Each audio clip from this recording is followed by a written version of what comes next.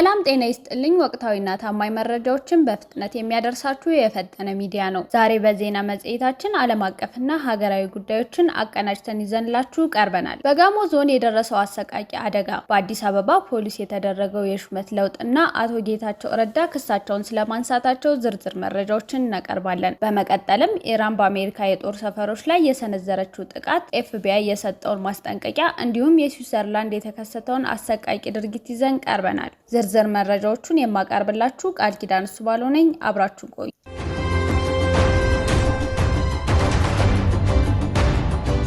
በጋሞ ዞን ያለው ሁኔታ አሳሳቢ ሆኗል። ትላንት በጋሞ ዞን በደረሰው የመሬት መንሸራተት አደጋ ዙሪያ የዘገብነው መረጃ ይታወሳል። አሁን በደረሰን ተጨማሪ መረጃ መሰረት በአደጋው አካባቢ ያለው ሁኔታ አሁንም እጅግ አሳሳቢ መሆኑ ተገልጿል። ቀደም ሲል የካቲት 30 እና መጋቢት 1 ቀን 2018 ዓ.ም የጣለው ከባድ ዝናብ ተከትሎ የደረሰው ይህ አደጋ የሟቾችን ቁጥር 52 አድርሶታል። አሁን ባለው መረጃ መሰረት በአካባቢው አሁንም ዝናብ እየጣለ በመሆኑ የጠፉት 50 ሰዎች በመፈለግ ስራ ላይ እንቅፋት እየፈጠረ ይገኛል። የዞኑ የአደጋ ስጋት ስራ አመራር እና የጸጥታ አካላት በቦታው ተገኝተው አስክሬኖቹን ለማውጣትና ጉዳት የደረሰባቸውን ለመርዳት ጥረት እያደረጉ ነው። በአደጋው የተፈናቀሉ ነዋሪዎችም አስቸኳይ እርዳታ እንደሚፈልጉ እየተገለጸ ይገኛል።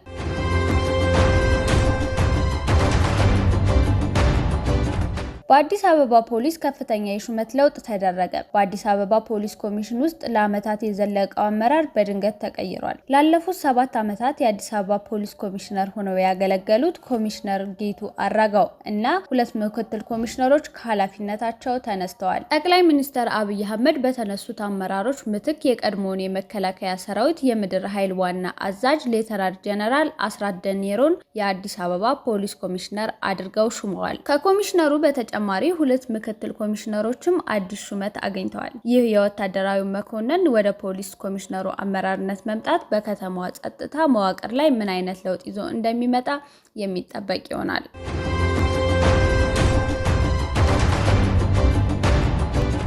አቶ ጌታቸው ረዳ በምርጫ ቦርድ ላይ የመሰረቱትን ክስ አነሱ። በአዲስ አበባው ፍርድ ቤት ሲሰማ የነበረው አወዛጋቢው የህግ ክርክር ባልተጠበቀ ሁኔታ ተቋርጧል። አቶ ጌታቸው ረዳ የሚመሩት ስምረት ፓርቲ አወዛጋቢ ቦታዎችን በተመለከተ በምርጫ ቦርድ ላይ መስርቶት የነበረውን ክስ በሙሉ ፍቃዱን ማንሳቱን አስታውቋል። ፓርቲው ለፍርድ ቤቱ ባስገባው ማመልከቻ ክርክሩን መቀጠል የፍርድ ቤቱን ጊዜና የህዝብን ሀብት ማባከን ሆኖ አግኝተነዋል ብሏል። ምንም እንኳን የፌዴሬሽን ምክር ቤት ውሳኔ ላይ ቅሬታ ቢኖራቸውም በፍትሐ ብሔር ህግ ቁጥር 278 ንዑስ አንቀጽ 1 መሰረት ክሳቸውን በሙሉ ድምጽ አንስተዋል። በጉዳዩ ላይ ጣልቃ ለመግባት ጥረት ሲያደርጉ የነበሩት የአብን አመራር አቶ ጣሂር መሐመድ የከሳሾችን ማመልከቻ በችሎት መመልከታቸውን አረጋግጠዋል። ሆኖም በጣልቃ ገብነት ሊሳተፉ የነበሩት ወገኖች በሂደቱ ላወጡት ወጪ ካሳ እንዲከፈላቸው መጠየቃቸው ታውቋል። ፍርድ ቤቱ ክሱን በይፋ ለመዝጋት እግዱን ለማንሳት ለመጪው አርብ መጋቢት 5 ቀን 2018 ቀጠሮ ሰጥቷል።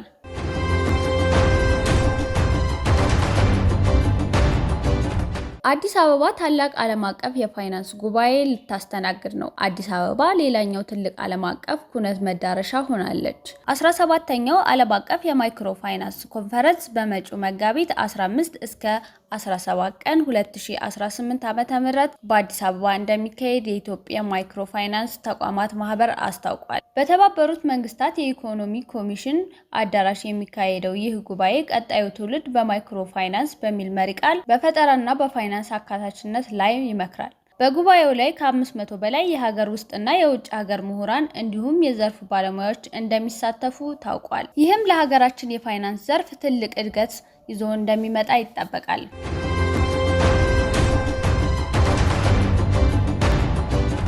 አፍሪካ በቀድሞ ቅኝ ገዢዎቿ ላይ ታሪካዊ ክስ ለመመስረት ተዘጋጀች። አፍሪካ ለዘመናት ለተፈጸመባት ባርነትና የኢምፔሪያሊዝም በደል ካሳ ለመጠየቅ ወደ ዓለም አቀፍ ፍርድ ቤት ልታመራ መሆኑ ተሰማ። የዘገባው ምንጭ የሆነው አንድ የእንግሊዝ ጋዜጣ እንደጠቀሰው የአፍሪካ ሀገራት የትራንስ አትላንቲክ የባሪያ ንግድ በሰብአዊነት ላይ የተፈጸመ ወንጀል ተብሎ እንዲፈረጅና የቀድሞ ቅኝ ገዢዎች ተገቢውን ካሳ እንዲከፍሉ በሕግ ለመጠየቅ ስትራቴጂ ቀርጸዋል።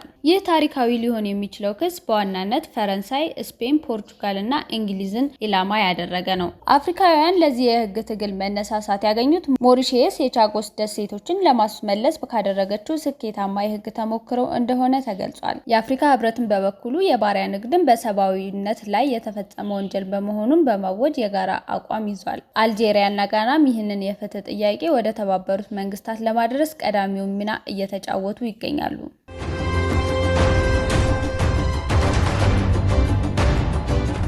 ኢራን ጦርነቱን ለማቆም 3 ቅድመ ሁኔታዎችን አቀረበች። በመካከለኛው ምስራቅ እየተካሄደ ያለውን አስከፊ ጦርነት ለማቆም የኢራኑ ፕሬዝዳንት መሱድ ፔዜሽኪያን 3 ዋና ዋና ቅድመ ሁኔታዎችን ይፋ አድርገዋል። ፕሬዝዳንቱ ከሩሲያና ከፓኪስታን መሪዎች ጋር ባደረጉት ውይይት ሰላም ሊመጣ የሚችለው ኢራን ያቀረበቻቸው ነጥቦች ሲሟሉ ብቻ እንደሆነ ገልጸዋል። ፕሬዝዳንቱ በኤክስ ገጻቸው ላይ እንዳሰፈሩት አንደኛ የኢራን ሉዓላዊ ህጋዊ መብቶች እንዲከበሩ፣ ሁለተኛ በግጭቱ ለደረሰባት ጉዳት የካሳ ክፍያ እንዲፈጸም፣ ሶስተኛ ደግሞ ወደፊት ተመሳሳይ ጥቃት እንዳይሰነዘርባት ዓለም አቀፍ ዋስትና እንዲሰጣት ጠይቀዋል። ፕሬዝዳንት ፔዜሽኪያን ለጦርነቱ መከሰት እስራኤልና አሜሪካን ተጠያቂ ያደረጉ ሲሆን እነዚህ ሁኔታዎች ሳይሟሉ ሰላም እንደማይወርድ አስገንዝበዋል።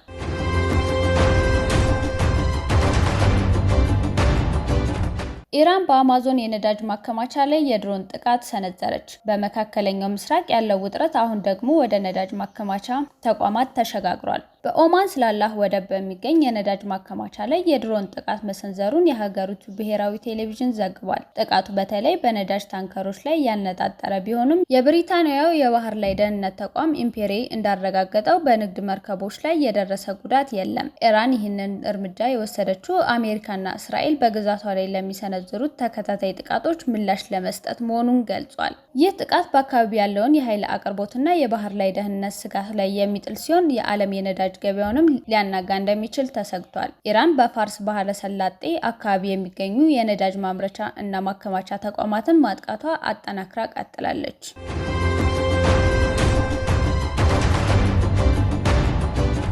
17 የአሜሪካ የጦር ሰፈሮች በኢራን ጥቃት ወደሙ። በመካከለኛው ምስራቅ ታይቶ የማይታወቅ መጠነ ሰፊ ወታደራዊ ለውጥ ተከስቷል። ታዋቂው ዘ ኒውዮርክ ታይምስ ጋዜጣ የሳተላይት ምስሎችን በዋቢ በማድረግ እንደዘገበው በኢራን የሚሰነዘሩ ጥቃቶች ቢያንስ 17 የአሜሪካ የጦርና የዲፕሎማቲክ ተቋማት ላይ ጉዳት አድርሶባቸዋል። ጥቃቱ ካረፈባቸው ዋና ዋና ቦታዎች መካከል በኳታር የሚገኘው ግዙፉ አልኡዴይ፣ በሳውዲ አረቢያ የሚገኘው ፕሪንስ ሱልጣን እንዲሁም በኩዌት የሚገኘው አሊ ሳሌም እና ካምፕ ቤሪንግ ይገኙበታል። ዘገባው አሜሪካ ለእንዲህ አይነቱ ጥቃት ዝግጁ እንዳልነበረች እና የኢራን ሚሳይልና ድሮን አቅም ዋሽንግተንን ክፉኛ ማስደንገጡን ጠቅሷል። በተለይም የራዳርና የኮሙኒኬሽን መዋቅር መውደማቸው አሜሪካን በክልሉ ዓይንና ጆሮ አልባ አድርጓታል። ቴሄራን ይህ ጥቃት የካቲት 21 በሀገሪቱ ላይ ለተሰነዘረው ጥቃት የተሰጠ ተመጣጣኝ አጸፋ መሆኑን ገልጻለች።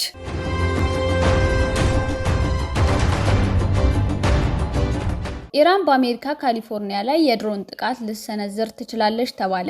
የአሜሪካው የምርምር ተቋም ኤፍቢአይ በካሊፎርኒያ ግዛት ለሚገኙ ፖሊስ ጣቢያዎች አስቸኳይ የደህንነት ማስጠንቀቂያ አስተላልፏል። እንደ ኤፍቢአይ መረጃ ከሆነ ኢራን በፓሲፊክ ውቅያኖስ ላይ በሚገኙ ማንነታቸው ካልታወቁ መርከቦች በመነሳት በካሊፎርኒያ ላይ የድሮን ጥቃት ልትሰነዝር እንደምትችል ተሰግቷል። ይህ ጥቃት አሜሪካ በኢራን ላይ ለወሰደችው ወታደራዊ እርምጃ የአጸፋ ምላሽ ሊሆን እንደሚችል የተገለጸ ሲሆን እቅዱም የካቲት ወር ጀምሮ ሲጠነሰስ እንደቆየ ተጠቁሟል። በሌላ በኩል ደግሞ የሜክሲኮ አደንዛዥ እጽ አዘዋዋሪ ቡድኖች በድንበር አካባቢ በሚገኙ የአሜሪካ ኃይሎች ላይ ድሮን በመጠቀም ጥቃት ሊሰነዝሩ እንደሚችሉ የስለላ መረጃዎች አመልክተዋል። የጥቃቱ ግልጽ ጊዜና ቦታ ባይታወቅም የጸጥታ ኃይሎች በከፍተኛ ንቃት ላይ እንዲገኙ ጥሪ አቅርቧል።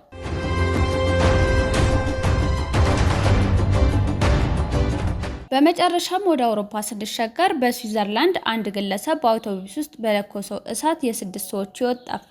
በስዊዘርላንድ ፍሪቦርግ ግዛት በምትገኘው ኬዘርስ ከተማ አንድ አሰቃቂ ድርጊት ተፈጽሟል። ማክሰኞ ምሽት አንድ ግለሰብ በህዝብ ማመላለሻ አውቶቡስ ውስጥ በራሱ ላይ ቤንዚን አርከፍክፎ እሳት በመለኮሱ የ6 ሰዎች ሕይወት ወዲያውኑ አልፏል። በዚህ አስደንጋጭ አደጋ ሌሎች 4 ሰዎች ለከፋ ጉዳት የተዳረጉ ሲሆን ከነዚህም ውስጥ 3ቱ በጽኑ ሁኔታ ላይ እንደሚገኙ የሀገሪቱ ሪፐብሊክ አስታውቋል። የዓይን እማኞች እንደሚሉት ግለሰቡ ድርጊቱን የፈጸመው አውቶቡስ ውስጥ ሆኖ ሲሆን ተሽከርካሪው ሙሉ በሙሉ በሙሉ በእሳት ወድሟል። ፖሊስ ለግለሰቡ ማንነትና ለዚህ አሰቃቂ ድርጊት ስላነሳሳው ምክንያት ዝርዝር ምርመራ እያደረገ ይገኛል።